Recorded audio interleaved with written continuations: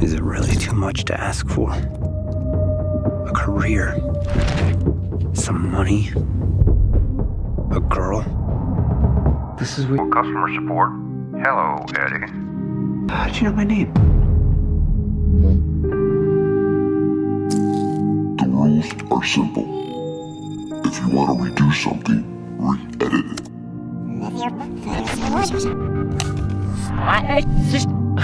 I think I may have re-edited our date. What do you remember about last night?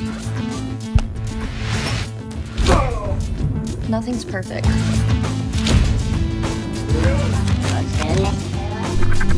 Do something! This is a real power. Now I gotta decide, how do I change the world? Why me? What can I do? I'm dying. And reality's glitching apart. Hey guys. You've got one final test, my friend.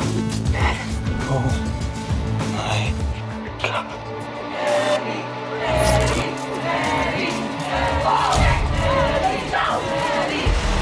What are you gonna do now?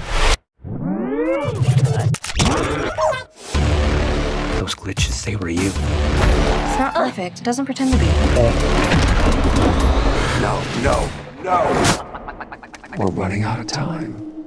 Welcome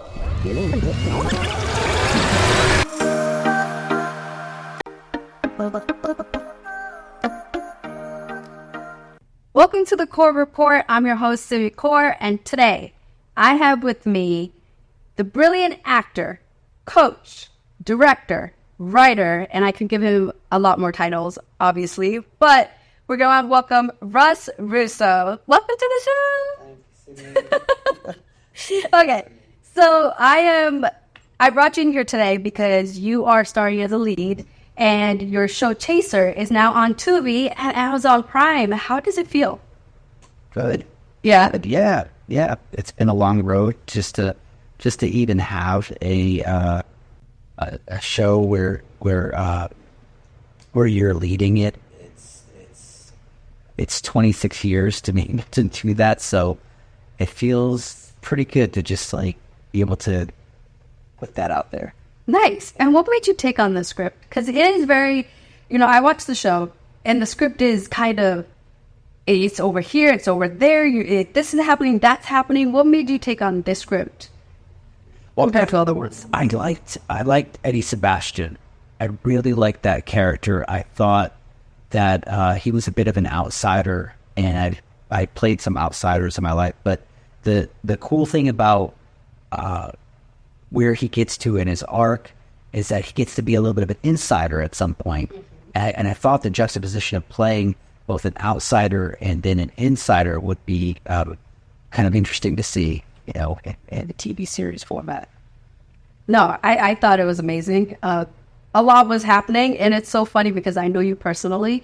So to see you act as a certain character and being kind of like shy here and there, and then, it was interesting. It's an interesting take to see you as an actor take that role on. What is the process for you to get into a role like that? Yeah, so I think there's always prep work that you try to do for the character, especially if they have certain mannerisms or certain things that are written into the script that feel like you have to process or internalize, something that might be different from who you are, and sort of build upon that. Like with this script, there was a stutter that was written into the script that we ended up not doing in the series, which I had built for a couple of months before I got to set, and realized that the director, once I met him, I realized that he may not want as much stutter. Mm-hmm. He wrote it into the script, but it just, so you're just kind of finding things on the fly. But the other part of it was meeting Daniel Llewellyn, meeting Gia Bay. All of a sudden, I'm with these actors, and I have to start working off what they're giving me and what their energy is, and that's when the character sort of gets fully flipped. Yeah. And speaking of working with other actors, as you said, you went in with the different mindset of, there's a stutter, and it was written in the script, correct? Yeah.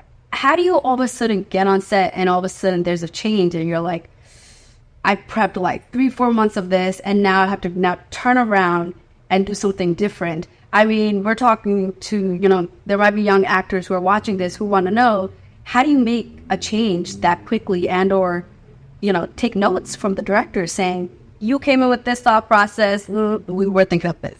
Right. Yeah. And that's what I teach here at the studio, is to always, even when you prepare something, always come in with options. So there was a version of this character where I said, okay, as I'm preparing it, I'm going, God, stutter's written deeply into the script, but I feel like I'm doing too much.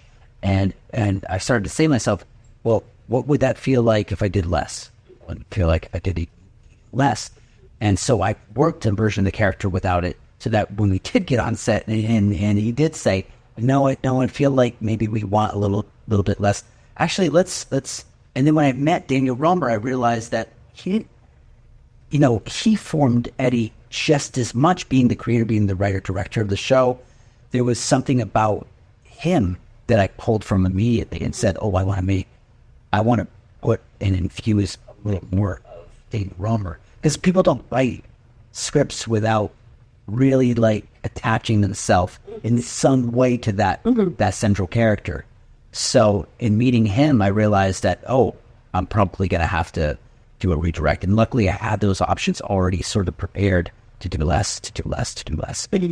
So you play Eddie Sebastian, and he's kind of behind the scenes editor, you know, kind of to himself, doesn't really have a thing with girls, right? How far do you think he is removed from your own personal self? Yeah, he's way far. But at the same time, you have to still find something within yourself that can speak through that character.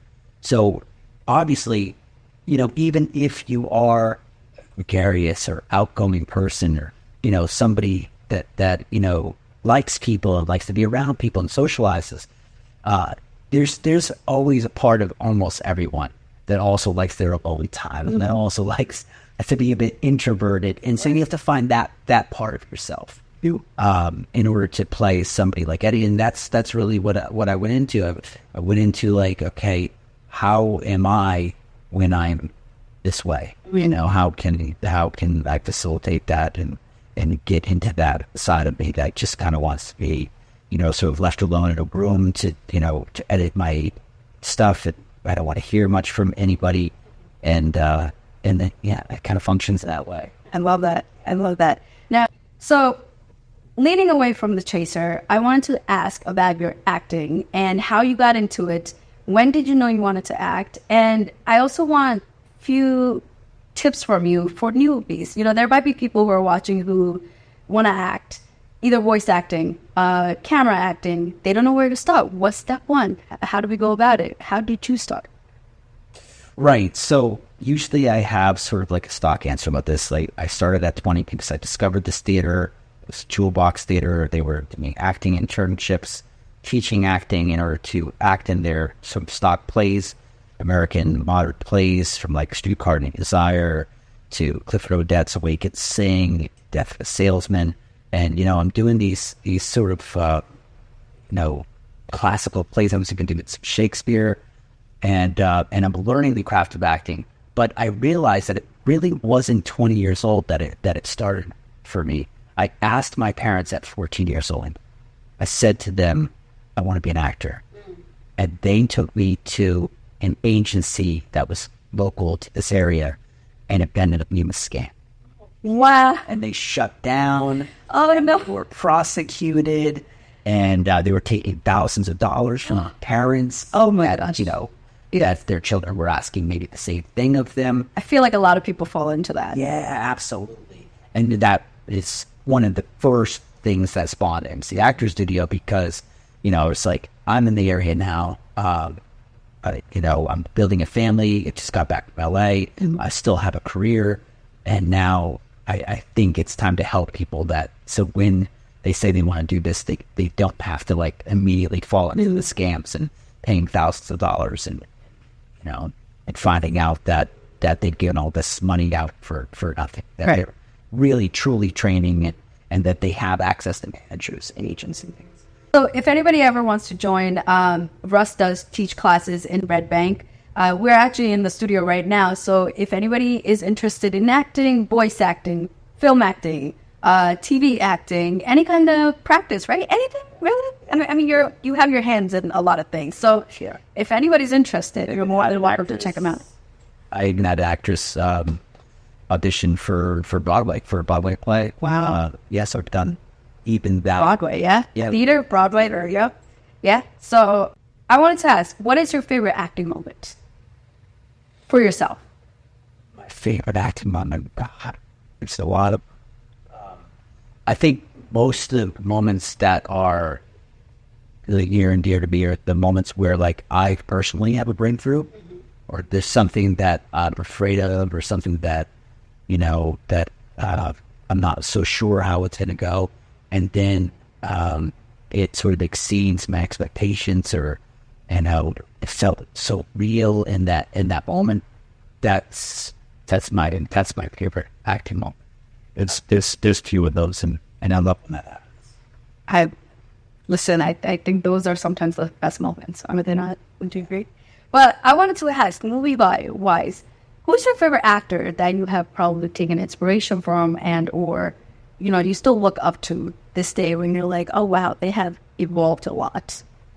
Oh, there's a few there, but it started with Marlon Brando. I started watching, as a kid, I started watching his work from the 1950s.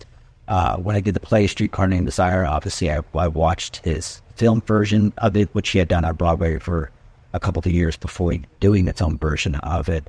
And so I think Brando is widely considered like the godfather of acting for film, because he changed so much in the way that we approach film. And then, obviously now if you watch, Joaquin Phoenix or Daniel Day-Lewis, there's a number of these actors, Tom Hardy, and that are just brilliant, and that to this day I can just watch their work endlessly. And Is there a certain actor or actress that you would ask your students to maybe look at or study?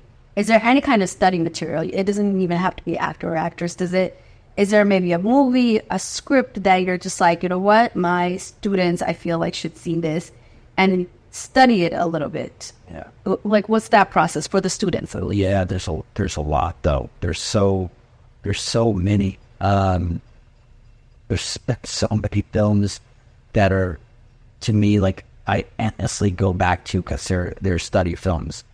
But I think if any actor started with A Streetcar Named Desire and watched what Brando did in that film and how electric and how alive that was, even though that man had performed it on stage for years, it's still so alive on film in those moments. The camera doesn't lie. And Kim Stanley, the actress Kim Stanley. That Streetcar Named Desire is coming in on us here. Perfect background. Right, closing in on us right now. Yeah, Kim Stanley was just magnificent in that. So beautiful, so alive, so it gives me chills. But if you watch Meryl Streep, Jessica Chastain, or Edward Norton, their work is just film after film after film of just really brilliant, really, really alive work. Yeah. I think Meryl Streep has to be my favorite. She's an icon. I mean, with her variety of characters she has played, it's very, she knows her acting. There's a reason why she's been nominated, 18, 20 times? She's really inspired. Yeah, absolutely. Yeah. But, all right, Russ, I wanted to thank you. Check out Russ in The Chaser. It is now available on Tubi and Amazon Prime. Russ, thank you so much for taking your time. I appreciate it. Thanks.